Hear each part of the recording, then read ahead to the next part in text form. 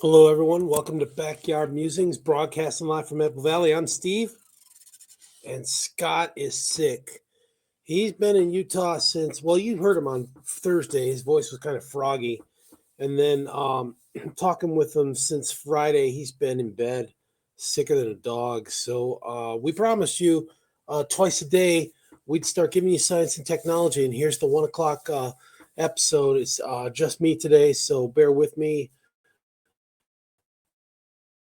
Um,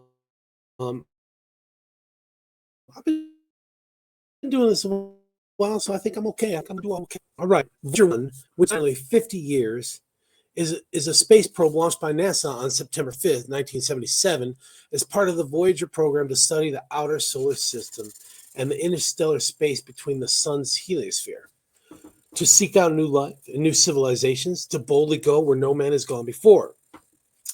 It communicates through the NASA Deep Space Network, DSN, to receive routine commands and to transmit data to Earth. At a distance of 165.9 AU, so that's atomic units, atmospheric units, I think, which is 15.4 billion miles. It is the most distant human-made object from Earth.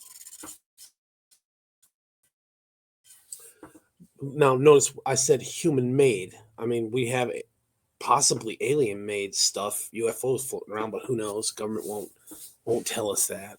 So the probe made flybys of Jupiter, Saturn, and Saturn's largest moon, Titan. So this was pretty cool. When it launched, I was a kid, and that's kind of what got me interested in Star Trek. You know, I started watching Star Trek, and it was like I couldn't get enough of sci-fi. You know. Started watching Battlestar Galactica, all that stuff. Anyways,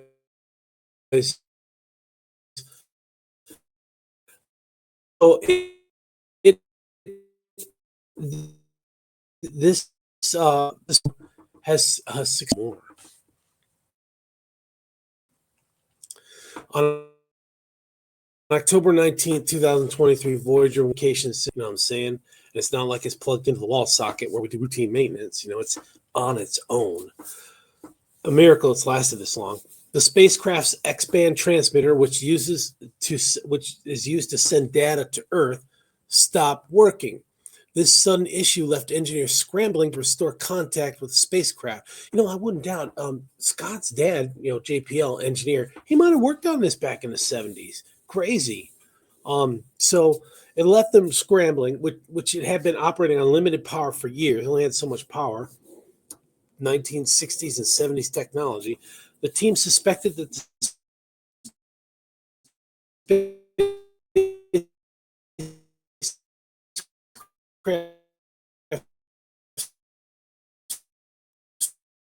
fault protection system had been triggered, and as NASA's Tony Grecius explained in the Voyager band, that was a quote from Tony. While Voyager's one main communication channel was down, the S-band backup system allowed engineers to continue tracking the spacecraft's position. However, the challenge of detecting the signal at such a vast distance was far from simple.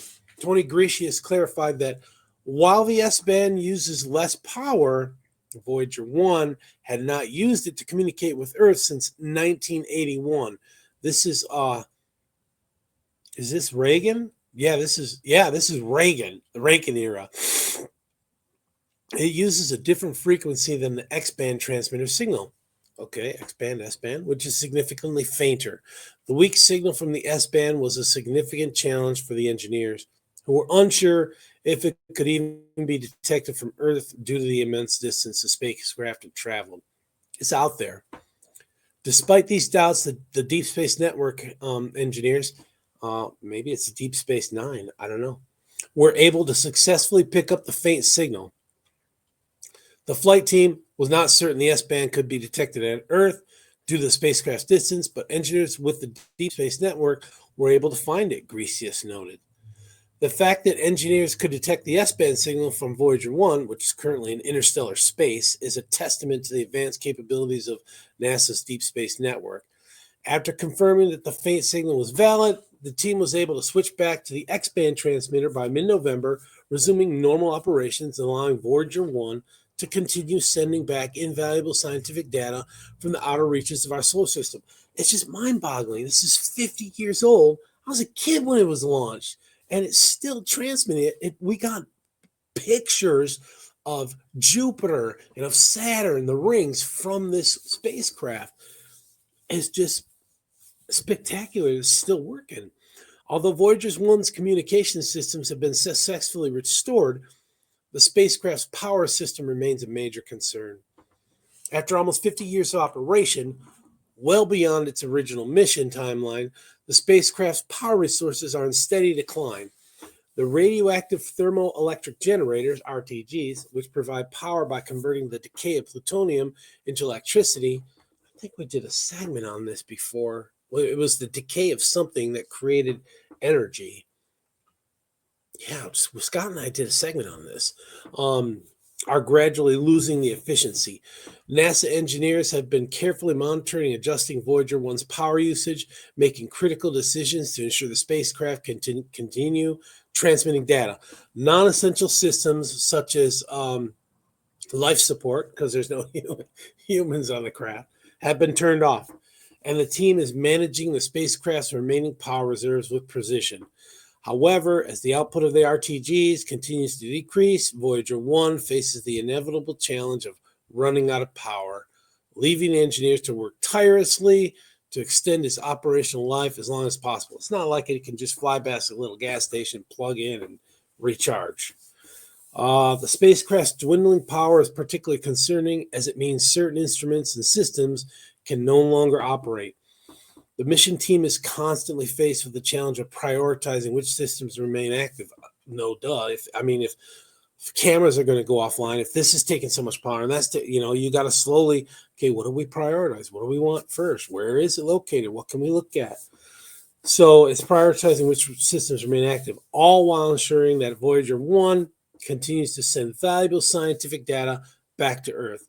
As the spacecraft drifts farther from the sun, its solar power generation capabilities have long since become negligible, making the RTGs the only source of energy. Nonetheless, Voyager 1 has managed to achieve far more than anyone expected, operating for decades beyond its anticipated lifespan, to infinity and beyond. I tell you, we can put a man on the moon, we can put Voyager up there, still collecting data. We can do anything that we put our minds to it. Join us tomorrow. Tomorrow we're doing 2 segments on Japan and China, and it's about minerals. Japan found this critical mineral deposit on the seafloor, and it's set to help them a lot. And then China found a whole bunch of some gold veins. I mean, billions of dollars worth of gold it found. So we're going to talk about that tomorrow. So stay with us. Hopefully Scott, he'll be back up and running, and he can be on the show. We appreciate all that you do. Thanks a lot for listening, and tell your friends, tell your family, tell your enemies to come on over and check out our science and technology. Talk to you later, folks.